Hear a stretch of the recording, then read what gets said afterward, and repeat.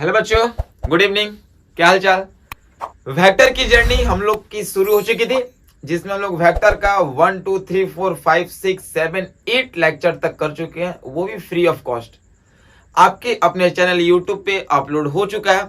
आप नीचे डिस्क्रिप्शन में इसका प्लेलिस्ट दे दिया गया है, आप जाके वहां पे चेक करो और पूरे वीडियो को इजी वे में देखो, नोट्स कंप्लीटेड करो। देन आज हम लोग शुरू करेंगे वेक्टर का लेक्चर नंबर 9, जिसमें हम लोग बात करेंगे यूनिट वेक्टर के बारे में।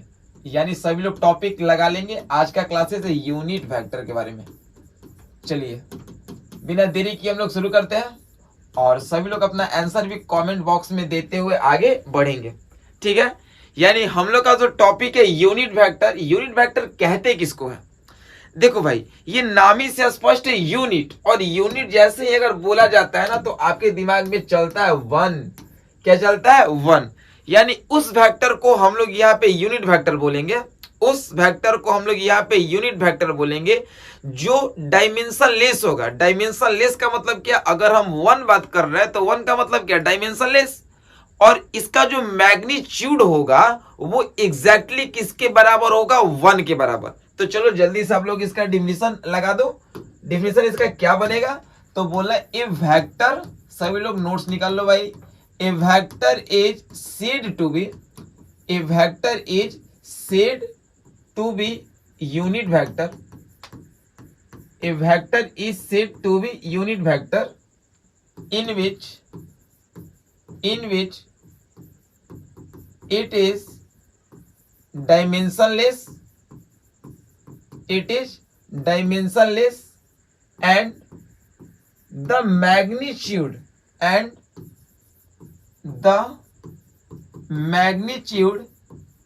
is exactly to 1। सभी को क्लियर हो गया भाई? यूनिट वेक्टर, यूनिट का मतलब ये होता है किसके लिए? वन के लिए, ठीक है। यानी उस वेक्टर को हम लोग यहाँ पे यूनिट वेक्टर बोलेंगे जिसका डायमेंशन लेस, मतलब जो कि डायमेंशन लेस होगा। डायमेंशन लेस का मतलब क्या? कि वैल्यू जो है वन के बराबर होगा। यानी उसका जो मैग्नीट्यूड है वो एग्जैक्टली किसके बराबर होगा? एक के बराबर। यानी उस वेक्टर को हम लोग यहाँ पे यूनिट वेक्टर बोलेंगे। सभी को क्लियर हो गया? सभी को क्लियर हो गया ना? यानी हम लोग यहाँ पे यूनिट वेक्टर किसको बोलेंगे? A vector is said to be unit vector in which it is dimensionless and magnitude is exactly to 1, ठीक है। चलिए अब यहाँ के बाद आप लोग नोट दीजिए, ये यूनिट वेक्टर किसके बारे में बताता है? सबसे इंपॉर्टेंट चीज तो यहाँ पे आप लोग लिख सकते हैं कि unit vector gives the direction. यानी भाई कोई भी काम कर रहे हो तो उसके लिए रास्ता पता होना चाहिए, और ये रास्ता को बताता है कौन? Unit vector. यानी यूनिट वेक्टर जो है वो आपको बताता है किसके बारे में बात करता है? डायरेक्शन के बारे में बात करता है, ठीक है। अब चलिए, अब हम लोग इसका फॉर्मूला को प्रूफ कर रहे हैं। मान लिया जाए कि आपके पास एक वेक्टर है ए वेक्टर, तो वेक्टर का फॉर्मूला क्या होता है? तो वेक्टर का फॉर्मूला होता है मैग्नीट्यूड। क्या होता है भाई? Magnitude into direction. क्या होता है? मैग्नीट्यूड इनटू डायरेक्शन होता है, ठीक है। A vector is equal to, तो जब vector is equal to magnitude into direction होता है, तो जब हम लोग के पास वेक्टर ए है तो ए का ही मैग्नीट्यूड होगा, तो मैग्नीट्यूड को हम लोग ऐसे लिख रहे हैं। और डायरेक्शन का मतलब एक कैप। वेक्टर में डायरेक्शन का मतलब होता है एक कैप होता है। तो हम यहाँ पे आपको बताए हैं कि यूनिट वेक्टर जो होता है वो डायरेक्शन के बारे में बात करता है, और डायरेक्शन यहाँ पे एक कैप है। तो जब हम लोग यहाँ पे एक कैप निकालेंगे तो एक कैप के बगल वाला टर्म कहाँ जाएगा? एक कैप के बगल वाला टर्म कहाँ जाएगा? नीचे। यानी मॉड यानी मैग्नीट्यूड नीचे आ गया और वेक्टर आ गया ऊपर। यानी आपको एक नया फॉर्मूला मिलता हुआ दिखाई दे दिया, ठीक है। यानी अगर आपसे कोई पूछेगा कि यूनिट वेक्टर का फॉर्मूला क्या होगा, तो आप बोलना है कि जिसका यूनिट वेक्टर निकालना है उसका वेक्टर ऊपर बाई उसका मॉड नीचे होगा। सभी को क्लियर है भाई मेरे? सभी को यहाँ तक क्लियर है ना कहानी? यानी यहाँ पे आप कह सकते हो, यहाँ पे कह सकते हो वेयर, ठीक है। ए क्या है? तो ए आपका क्या है? डायरेक्शन। ए आपका क्या है? डायरेक्शन है, या इसी को हम लोग कह सकते हैं, क्या कह सकते हैं? Unit vector. चलो भाई सभी लोग देख लो, ए क्या है? A cap. ए कैप आपका डायरेक्शन है, इसी को हम लोग क्या बोल सकते हैं? यूनिट वेक्टर, ठीक है। और ये क्या है? तो ये आपका है ए वेक्टर। ए वेक्टर और अगला क्या है ये, तो इसको हम लोग क्या कहेंगे ए का मॉड या मैग्नीट्यूड, यानी magnitude of A vector, magnitude of A vector. चलिए यहां तक सभी को क्लियर है, यहां तक सभी को क्लियर है ना, यानी आपका खत्म होता हुआ दिखाई दिया एक खूबसूरत सा टॉपिक, जिस टॉपिक का क्या नाम था, जिस टॉपिक का नाम था यूनिट वेक्टर। क्या नाम था भाई, यूनिट वेक्टर। जल्दी सब लोग इसका स्क्रीनशॉट लो, जल्दी से लो इसका स्क्रीनशॉट, 1 2 3। ठीक है, यूनिट वेक्टर हम लोग किसको कहेंगे, यानी a vector is said to be unit vector in which it is dimensionless and magnitude is exact to या एग्जैक्ट इक्वल टू 1।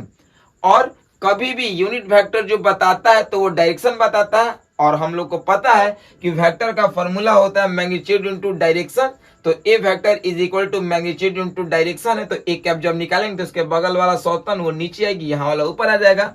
तो ए वेक्टर बाई मॉड ए, तो जिसका यूनिट वेक्टर निकालना है उसका वेक्टर ऊपर आ भाई मॉड ए नीचे। जल्दी से आप लोग स्क्रीनशॉट लो, 1 2 3 हो गया।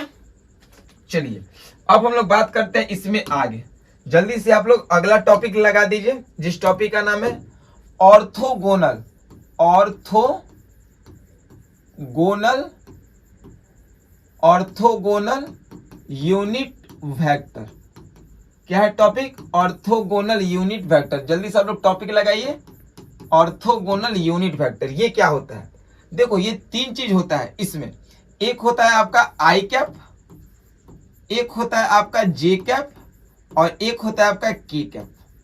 ठीक है, तो यहां पे बोल सकते हो i cap lies on the x axis, यानी एक्स एक्सिस के डायरेक्शन में आई कैप होगा, यानी एक्स एक्सिस के अलोंग जो होता है वो आई कैप होता है। ठीक है, j cap lies on the y axis, यानी जे कैप जो होगा वो वाई एक्सिस पे लाइज करेगा, और ये जो के कैप होगा लाइज ऑन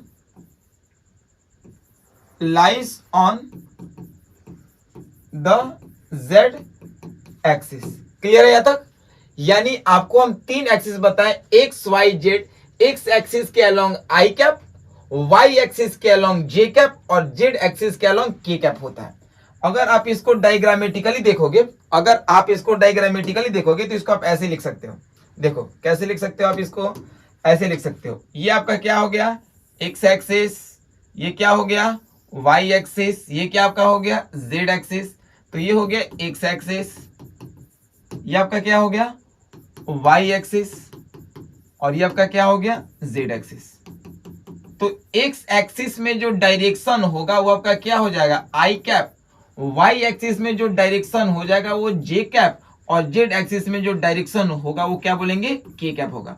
और सबसे खास बात इन लोग में क्या होता है कि ये तीनों एक दूसरे के म्यूचुअली परपेंडिकुलर होता है। ये क्या होता है, तीनों एक दूसरे के म्यूचुअली क्या होता है परपेंडिकुलर होता है 90 डिग्री। यानी कह सकते हैं यहाँ पे all the three axis, all the three axis, एकदम ध्यान से देखो भाई, कुछ नया नहीं, एकदम सिंपल वे में सब चीज आपके सामने चल रहा है। All the three axis X Y Z are mutually perpendicular to each other. यानी जो भी आपको एक्सिस दिखाई दे रहा है एक्स वाई जेड, वो तीनों एक दूसरे से म्यूचुअली परपेंडिकुलर है, and lies on the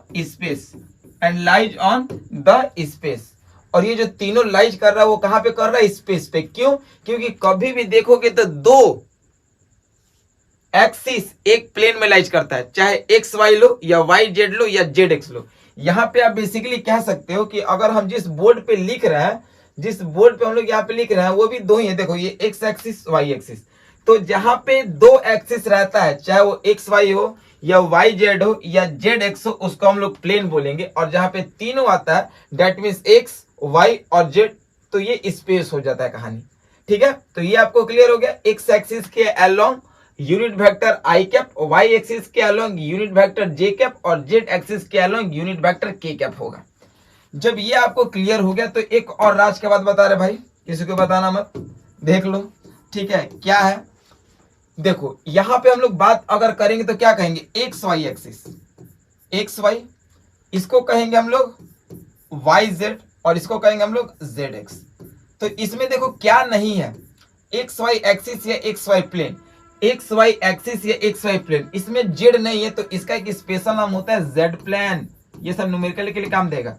Y Z, Y Z में क्या नहीं है, एक्स नहीं है तो इसका नाम हो गया एक्स प्लेन, ठीक है। जेड एक्स, जेड एक्स में क्या नहीं तो जेड एक्स में वाई नहीं है तो इसका नाम हो गया वाई प्लेन, इसका नाम क्या हो गया, वाई प्लेन हो गया। सबको ये चीज क्लियर हो गया। यानी अभी आपको बताएं कि ऑर्थोगोनल यूनिट वेक्टर का मतलब क्या, कि जितना भी एक्सिस होता है, बेसिकली 3 एक्सिस होता है, एक्स वाई जेड, तीनों एक दूसरे के म्यूचुअली परपेंडिकुलर होता है। और जब तीनों इस एक्सिस को हम लोग लेंगे तो उसको हम लोग स्पेस में रिप्रेजेंट करेंगे, ठीक है। और एक्स एक्सिस के along I cap, Y axis के अलोंग जे कैप और जेड एक्सिस के अलोंग के कैप होता है। तो अब जल्दी से इसको लिखो। तो चलिए अब हम लोग इस पे देखते हैं, जो भी अभी हम लोग पढ़े टॉपिक यूनिट वेक्टर, उस यूनिट वेक्टर पे अब हम लोग न्यूमेरिकल देखते हैं, ठीक है ना। चलिए आइए, सबसे पहला क्वेश्चन हम लोग लेते हैं। पहला क्वेश्चन हम लोग के सामने क्या है, vector a vector has magnitude of 5 unit. यानी हम लोग के पास एक वेक्टर है जिसका नाम है ए वेक्टर, जिसका मैग्नीट्यूड दिया है कितना, 5 unit, and which are present in the direction of plus X axis. तो आपको पता है कि अगर किसी वेक्टर को रिप्रेजेंट करना है तो उस वेक्टर का मॉड और उसका डायरेक्शन, उसका क्या करना है, डायरेक्शन। तो जब ए वेक्टर हम लोग निकालेंगे तो इसका मोड कितना है, 5, और डायरेक्शन दिया है एक्स एक्सिस में, तो एक्स एक्सिस में क्या लगता है, आई कैप, तो इसका आंसर हो जाएगा 5 आई कैप। इसका एकदम सटीक आंसर आ गया। सबको क्लियर हो गया, सबको क्लियर हो गया नहीं है। अब देखिए वेक्टर बी वेक्टर मैग्नीट्यूड, तो बी वेक्टर यहाँ पे लिख लो, और वेक्टर का फॉर्मूला होता है उसका मैग्नीट्यूड और उसका डायरेक्शन, ठीक है।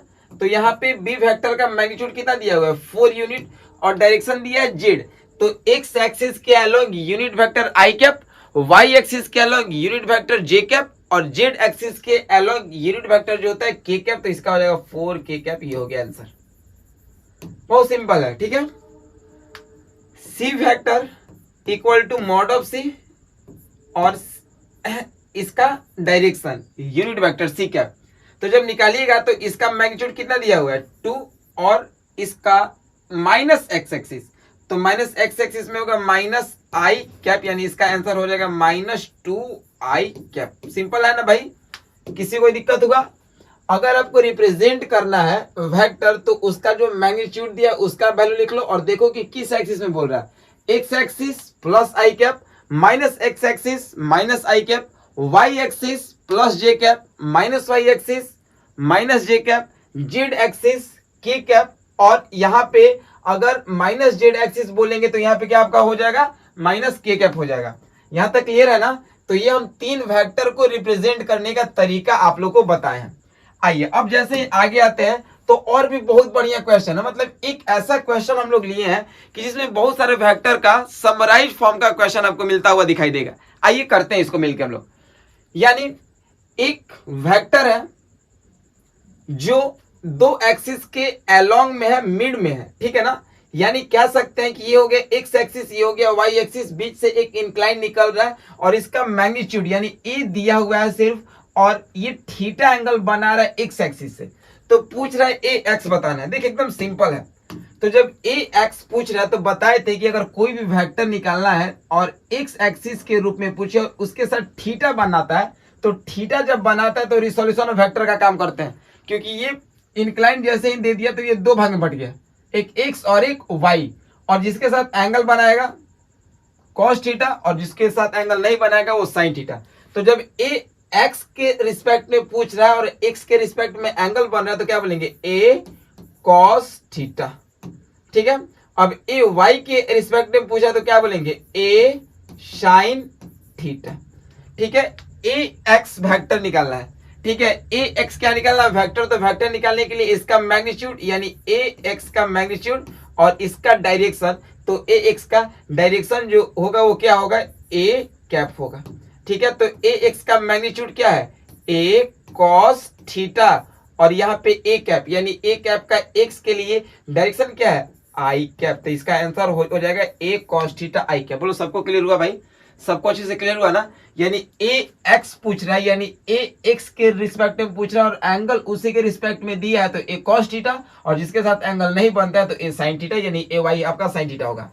ए एक्स वेक्टर कर रहा है तो वेक्टर निकालने के लिए उसका मैग्नीट्यूड, उसका डायरेक्शन, तो मैग्नीट्यूड यहाँ पे क्या है, ए एक्स क्या है आपका ए कॉस थीटा, और ए कैप यानी ए का पूछ रहा है एक्स के रिस्पेक्ट में, तो एक्स के रिस्पेक्ट में आपका क्या आएगा, आई कैप आएगा। सेम अगर ये क्लियर हो गया आपको तो यहाँ से जल्दी से वाई निकाल लो।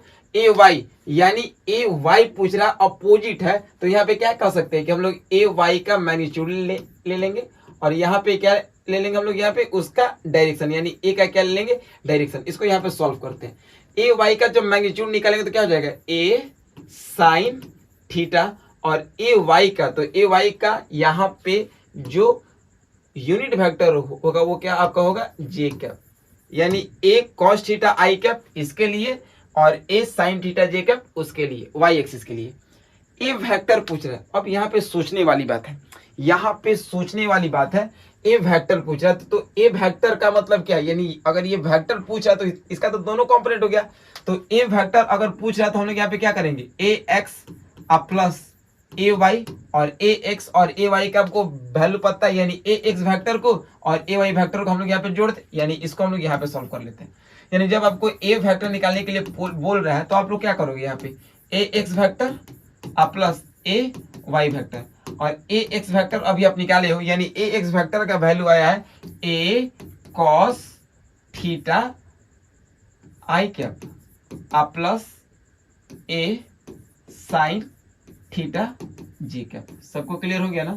यानी ए कॉस थीटा आई कैप ये ए एक्स का वैल्यू है, और ए साइन थीटा जे कैप ये किसका वैल्यू है, ए वाई, और ए एक्स और ए वाई को मिला के ही आपका ए बना है। ठीक है, मॉड ऑफ ए तो यहाँ पे क्लियर सिर्फ बोला है कि वैल्यू ए है, तो यहाँ पे आप ए लिख दो, ये आपका हो जाएगा आंसर।